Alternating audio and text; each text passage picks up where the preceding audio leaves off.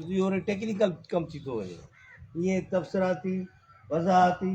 तशरीहाती असां ॻाल्हि करे था वञूं पर टेक्निकली जेके कम थियनि था न उहे थोरो वरी वज़न रखंदा आहिनि मां चाहींदुसि अहिड़े क़िस्म जी हिकिड़ी वरी जय रखिजे ऐं दोस्तनि खे कमु ॾिजे त भाउ हिन शइ ते तव्हां ॻोल्हे हिन तजवीज़ ते कमु करे अचो हिन ते कमु करे अचो हीअ शइ ते कमु करे अचो अहिड़े क़िस्म जा जॾहिं विरहाइबा त पोइ इहो तॾहिं ख़बर पवंदी त हिन शाइरी जो बयानु छा आहे बहरहाल ॻाल्हाइण जे लाइ त घणो कुझु ॻाल्हाइजे थो अॼुकल्ह मां अञा शाइरी ते ॻाल्हायां उहो त मां हिन में लिखी चुको आहियां वरी मां छा रिपीट कयां त बहरहाल सुबुह जीअं मां तयारु थियुसि त मां सोचियां पियो त मां छा ॻाल्हायां हाजी साईं चयो थोरो लिखी अचिजो मां चयो असांजो लिखणु वरी माण्हुनि खे आज़ार में विझंदासीं 2-2.5 परा जो माण्हू पढ़े त सची ॻाल्हि आहे इहा त जसा माण्हुनि खे जेको ॿुधनि था तो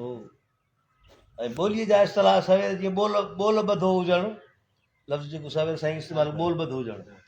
हाणे ॿोल ॿधो इस्तलाह आहे असांजो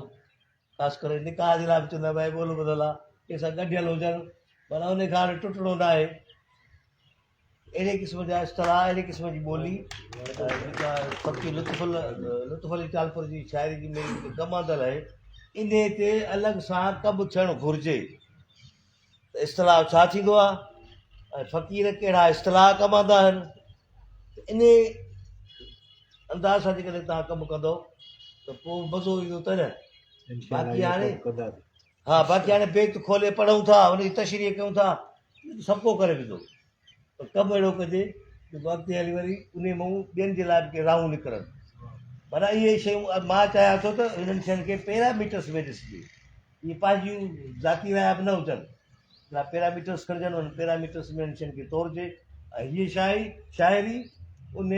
तोरण जहिड़ी आहे हिकिड़ी त हूंदी आहे त ठीकु आहे बसि शाइरी आहे बसि ठीकु आहे हिनखे अॻिते कयो मां आमतौर ते अहिड़ो मुक़दमो या मुहग अहिड़े क़िस्म जो मां कॾहिं लिखियो बि कोन्हे मुहग में ऐं साईं जो लिखायो त यकीन मां मसरूफ़ जे हूंदे मां इहा शइ सम्झी त हिन शाइरी ते इहो मुहाग लिखणु खपे छो कचो पको मुंहिंजो जेको बि लिखियो आहे उहो त तव्हांजी किताब में मौजूदु आहे पर मां इहा वरी बि राय ॾींदुसि त फ़क़ीर जे मुख़्तलिफ़ नुक़्तनि ते कमु थियणु घुरिजे वॾी महिरबानी